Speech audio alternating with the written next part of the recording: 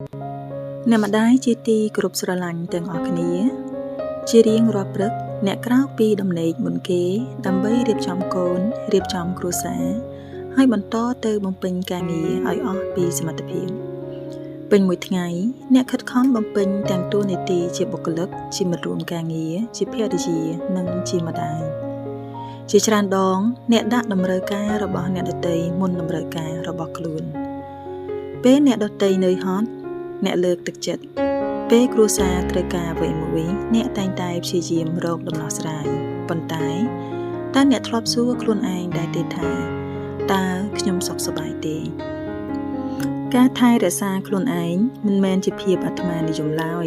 វាជាការទទួលខុសត្រូវចំពោះសុខភាពរាងកាយផ្លូវចិត្តនិងអារម្មណ៍របស់ខ្លួនសូមផ្ដល់ពេលវេលាឲ្យខ្លួនឯងបន្តិចបន្តួចក្នុងមួយថ្ងៃសម្រាកឲ្យបានគ្រប់គ្រាន់ញ៉ាំអាហារដែលមានប្រយោជន៍ដើរលំហែបន្តិចអានសៀវភៅឬអធិដ្ឋានដោយស្ងប់ស្ងាត់ទម្លាប់តូចៗទាំងនេះអាចជួយឲ្យចិត្តអ្នកស្ងប់និងមានកម្លាំងចិត្តឡើងវិញសូមកុំប្រៀបធៀបខ្លួនឯងជាមួយអ្នកដទៃមនុស្សគ្រប់រូបមានដំណើរជីវិតខុសៗគ្នាអ្នកមិនចាំបាច់ក្លាយជាអ្នកម្ដាយដែលល្អឥតខ្ចោះនោះទេ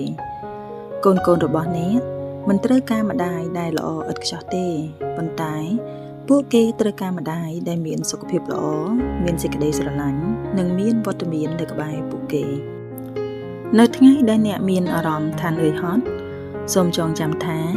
ការសម្រាកមួយភ្លែតមិនមែនមានន័យថាអ្នកបោះបង់នោះទេ